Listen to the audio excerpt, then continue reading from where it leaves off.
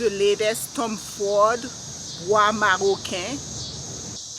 Great presentation with the beautiful golden plaque on top.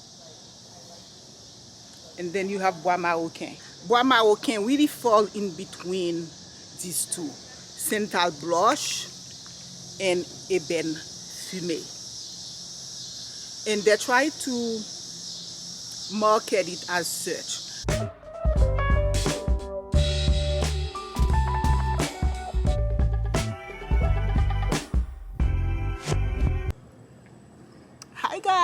Hi guys, welcome back to my channel. My name is Motoussaint Komo.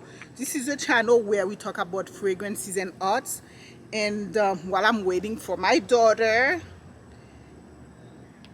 music school, I am in a park. It's super hot, but I have to multitask. That's the nature of the beast. I do want to talk about Bois Marocain. I happen to also have the other trio, Ébène Fumée, and I'll link the review that I did when it came out. And I also have always loved Santal Blanche. I have. So now, there we package Santal Blanche. Santal Blanche used to look like things like Soleil Blanc. So it used to have the white cap to show that it is sort of a light fragrance. But it is at the same time a woodsy fragrance. So they will package it to make it look like this, and they are sort of presenting this as trio to get the public perhaps to understand this latest one.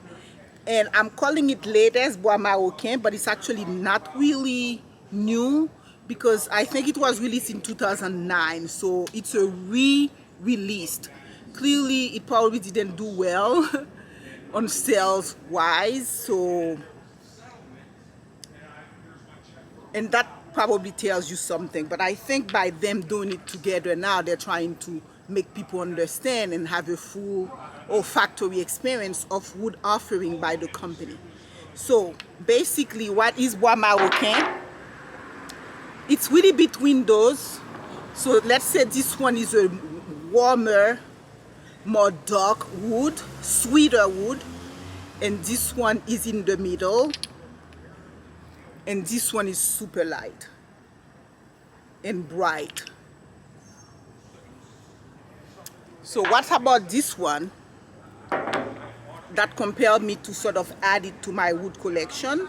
I think it made sense because it's in between the two. It's in between the two, and it has its own interesting facet for its genre of fragrance, which was attractive to me. So it is a green, citrus, spicy, incensey, woody fragrance.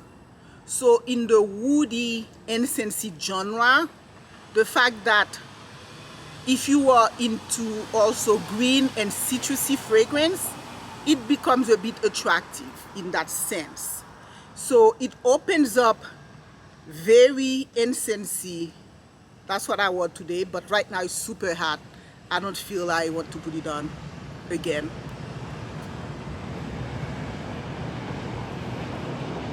So it really began very incensey, very green. So it has the cypress, and it has, which is sort of an evergreen scent to it. So it opens up with that tuja note, which is sort of an evergreen family plant.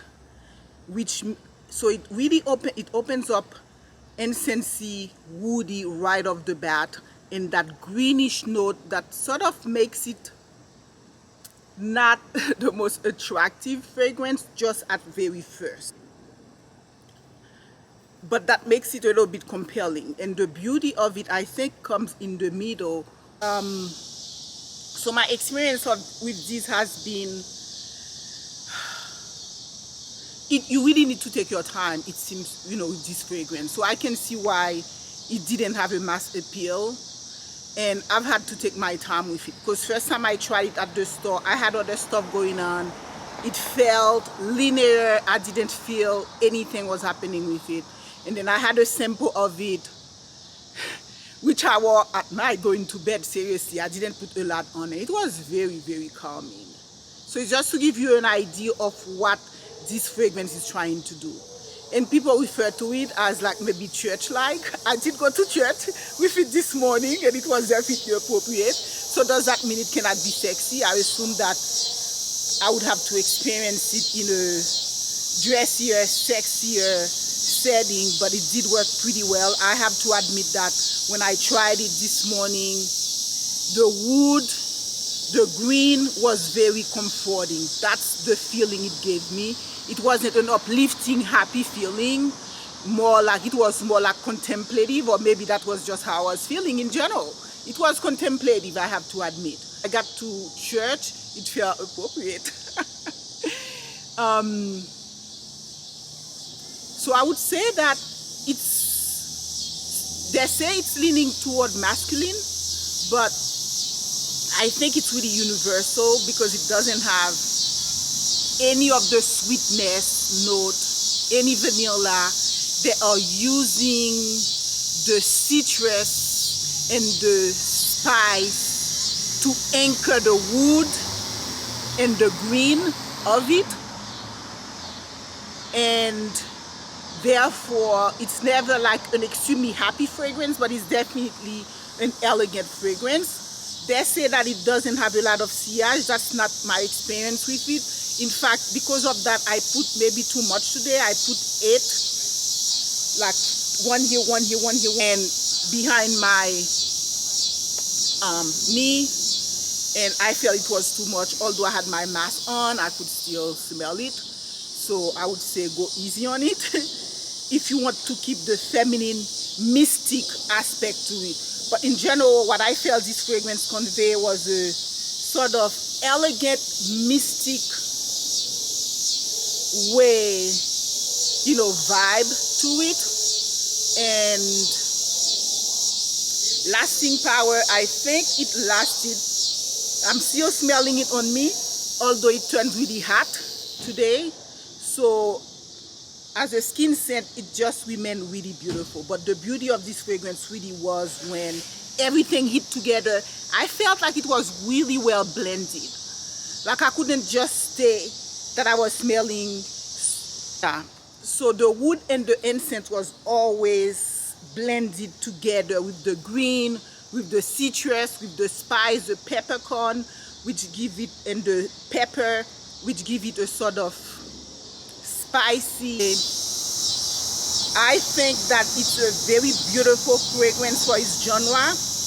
For an incense fragrance, it never veered too incensey, it never veered too woods.